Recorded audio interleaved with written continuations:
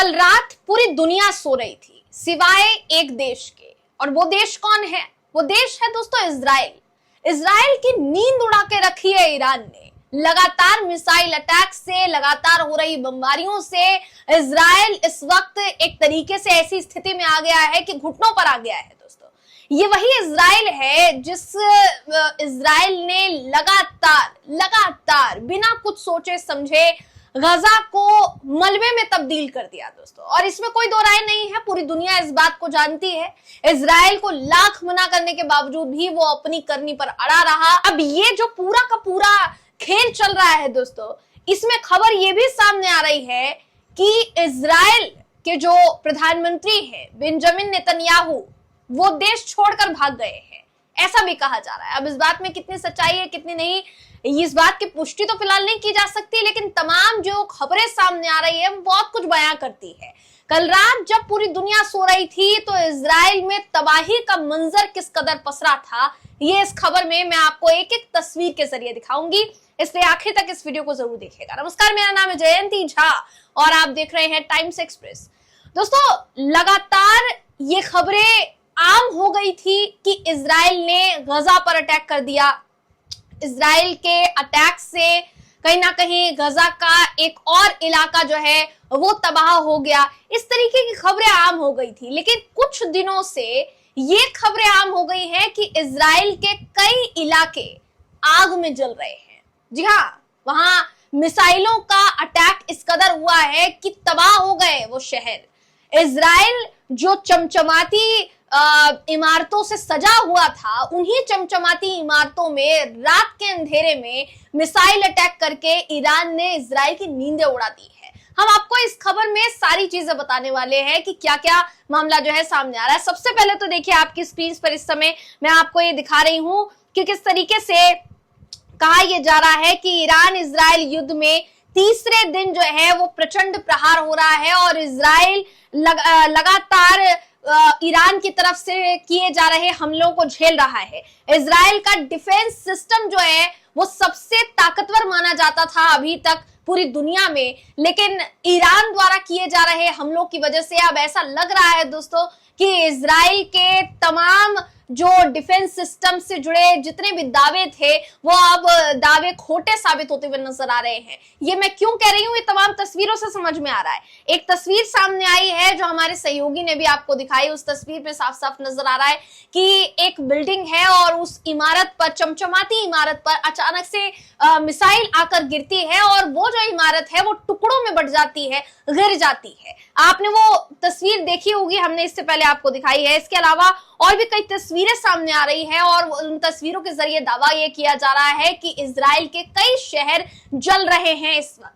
हम आपको एक और तस्वीर दिखाते हैं। रिकॉर्ड टीवी अफ्रीका नाम के एक एक्स ट्विटर अकाउंट है, इसमें लिखा है कि more flames and destruction in southern Israel, Iran's latest attack target multiple locations throughout the country. Footage from Haifa, Israel following an Iranian ballistic missile strike. ये जो मिसाइल का इस्तेमाल ईरान कर रहा है दोस्तों, इस तरीके की मिसाइलों का इस्तेमाल पहली बार किया जा रहा है, ये भी खबर सामने आ रही है। हम आपको दिखाना चाहेंगे जरा, ये जो तस्वीर सामने आई है, आपको ये तस्वीर दिखाते हैं, उसके बाद बताते हैं कि इजराइल के और कौन कौन से शहर है जहां पर इस वक्त तबाही का मंजर पसरा हुआ है। उससे पहले आपको ये वीडियो दिखा देते हैं, उससे पहले ये वीडियो देखिए।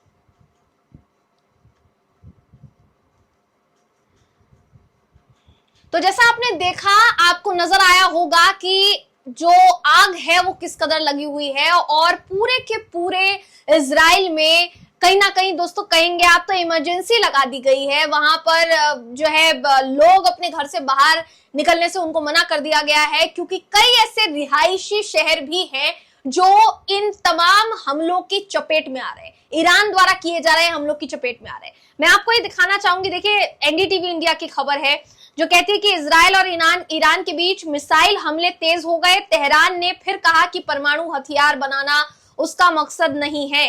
आपको ये दिखा देते हैं कि देखिए इजराइल और ईरान के बीच जो जंग जारी है उसमें पता चल रहा है कि लगातार हो रहे हमलों की वजह से ईरानी राष्ट्रपति ने कहा है कि तेहरान परमाणु हथियार नहीं चाहता, लेकिन अगर आप ये कहेंगे कि हम परमाणु से आप पर हमला करेंगे या आप पर परमाणु अटैक करेंगे तो फिर हम भी पीछे नहीं रहेंगे, ऐसा ईरान का कहना है। देखिए अगर बात की जाएगी रॉयटर्स की, तो रॉयटर्स की रिपोर्ट के मुताबिक ये सामने आया है कि ईरान के राष्ट्रपति हैं मसूद पेजेशकियान।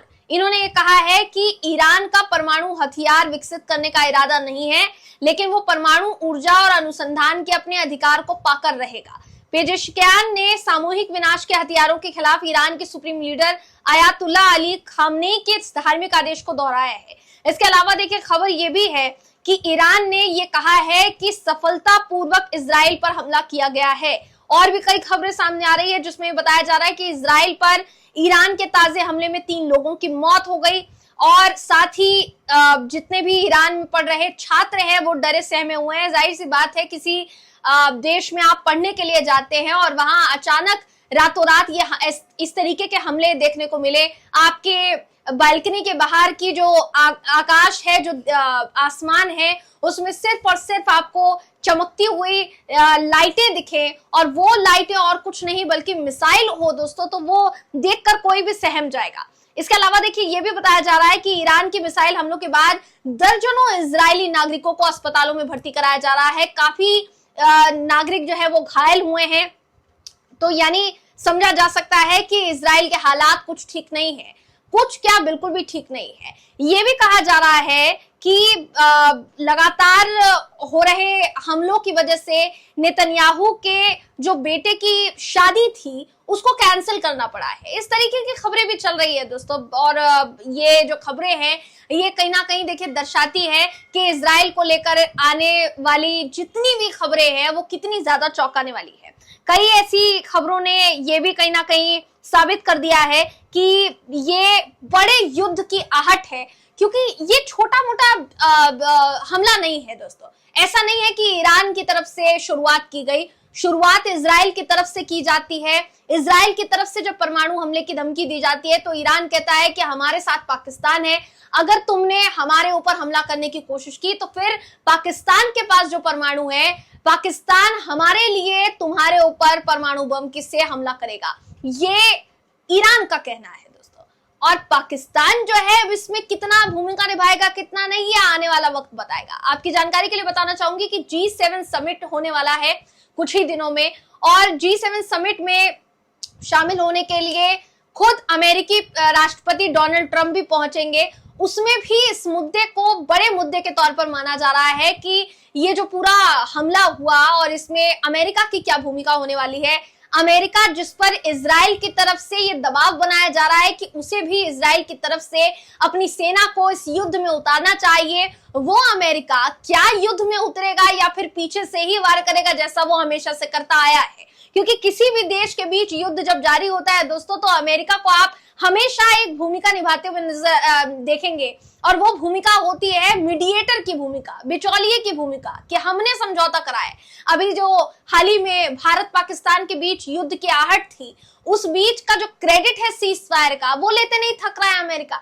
अब इसी बात पर सबकी नजरें टिकी हुई है कि अमेरिका जो इजराइल के साथ कंधे से कंधा मिलाकर खड़ा है इस युद्ध में, शुरुआत से ईरान तो अब आया है, इससे पहले जितने भी युद्ध हुए इजराइल के साथ उसमें अमेरिका इजराइल का साथी बनता हुआ नजर आया, दोस्त बनता हुआ नजर आया।